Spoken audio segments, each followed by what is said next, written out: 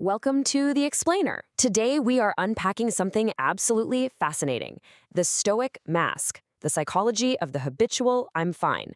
Now you might be thinking, wait, I'm fine? That's just a tiny conversational reflex. And you're right, it usually lasts, less than 2 seconds? But here's the thing. There is this incredibly complex psychological architecture hiding right beneath the surface. We do it literally all the time, so much so that it feels completely invisible to us. But once you understand what's actually happening in that split second, oh man, it is going to completely change how you view everyday communication. Okay, let's dive into this. How are you doing today? I want you to answer honestly for a second. How many times have you faced this exact prompt already today? Think about it. You hear it from the barista handing you your coffee, or your coworker logging on to that 9 a.m. Zoom call, or maybe the delivery driver dropping off a package while your dog is, actively destroying your living room rug in the background. It is literally the default opening to almost every single social interaction in our modern world. It's gotten so common that we don't even treat it as a genuine question anymore. It just operates as an audio cue. Psychologists actually call this a social script. Basically, it's a pre-programmed sequence of behaviors that we just expect in specific situations. And because it's a script, well, it demands a highly standardized response, totally regardless of what's actually going on in your life. And there it is, the immediate, universal answer, I'm fine. Just those two words, absolute and definitive.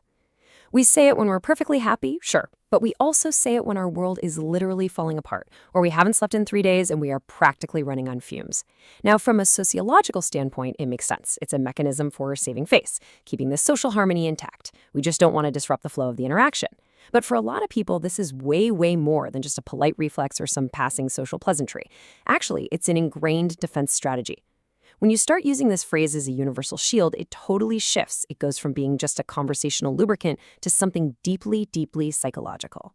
So let's peel back the surface layer of this interaction for a minute. When we look at the I'm fine reflex, what we are actually looking at is a programmed defense mechanism. Clinically, this is known as cognitive avoidance. Think about a physical reflex. It's designed to protect your body, like instantly pulling your hand away from a hot stove before you even consciously feel the burn. But in this case, the reflex is designed to protect the mind. It instantly shuts down any potential for vulnerability. It just slams the door on the prompt before any complex emotional data can leak out. By immediately deploying this phrase, you get to bypass what psychologists call cognitive load. You don't have to spend any mental energy assessing your current state or trying to translate really complex feelings into words or anticipating how the other person's going to react. Nope, you just hit the emergency shutoff switch. Boom, done. Now notice the precise wording from our source material right here, the psychology of people who always say I'm fine. We aren't just talking about people who say I'm fine occasionally just to, get out of awkward small talk in an elevator. No, the focus is firmly on the psychology of people who always say I'm fine. And that word always, that changes everything. It establishes that we're dealing with a really unique, specific psychological profile. Very often, we're talking about high achievers, chronic people pleasers, or folks who are just deeply uncomfortable with any perceived weakness. When a behavior becomes an absolute constant and always, it basically ceases to be a situational choice. It becomes this ingrained part of a person's psychological operating system, heavily relying on emotional suppression just to navigate daily life without ever causing any ripples. And that brings us directly to the concept of the habitual response. When you repeat this phrase endlessly, it becomes an automatic mechanism governed by your basal ganglia. That's basically the brain's habit center. And here is where things speed up. Someone asks the question, and before your conscious mind can even assess how you actually feel, the habit fires, snap. Neurologically speaking, conscious emotional recognition takes roughly half a second to process. But a deeply ingrained habit, that can trigger in mere milliseconds. The phrase, I'm fine, is quite literally out of your mouth before the neurological signal even reaches the deeper processing centers of your prefrontal cortex. It is a lightning-fast conversational shortcut that completely bypasses emotional processing. This creates a really rigid psychological loop that dictates exactly how these interactions unfold. Step 1 is the external trigger, the prompt. Simply, how are you? Then step 2 kicks in, the rapid-fire internal mechanism, the habitual reflex, that millisecond formulation of I'm fine that totally circumvents your actual emotions. And finally, step 3 is where the true psychology really takes hold, the mask. Because you see, the habitual reflex isn't just a sound you make. It is the physical and emotional application of a disguise.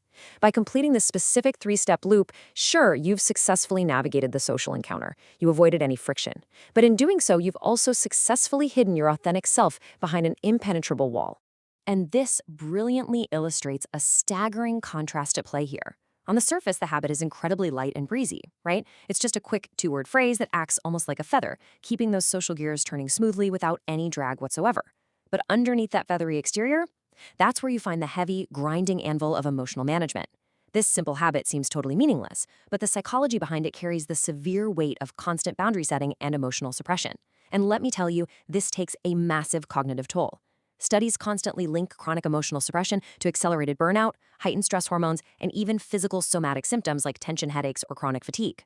So the outward signal is simply, hey, nothing to see here, while the internal reality is this exhaustingly complex balancing act. Which leads us to the absolute deepest layer of our narrative today, the Stoic Mask. When you constantly employ this habit, you are actively wearing this mask. And it's called Stoic because it projects an image of unwavering emotional endurance. It essentially tells the world that you are unaffected, unbothered, and completely self-contained. Putting on the Stoic Mask is an act of extreme containment. But why does this actually matter? Well, because while it projects ultimate strength to the outside world, it profoundly isolates the person behind it. When you never let anyone see you struggle, you inadvertently train people not to offer help.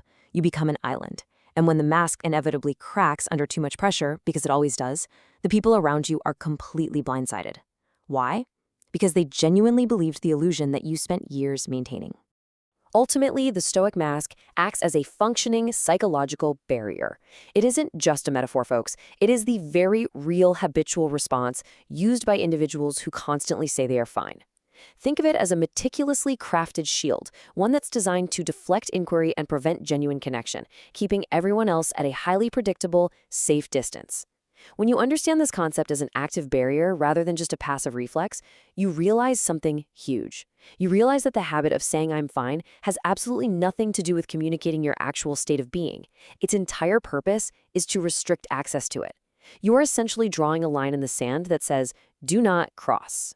So the next time that habit kicks in and you effortlessly slide that Stoic mask into place with a quick, I'm fine, I want you to ask yourself something: who are you actually protecting? Are you protecting the other person from the burden of your true feelings out of, fear of inconveniencing them? Or are you protecting yourself from the terrifying vulnerability of being truly seen? It's a pretty profound distinction, and honestly, one worth reflecting on the very next time someone casually asks you how you are doing today. Thanks so much for joining me for this explainer, and I will see you next time.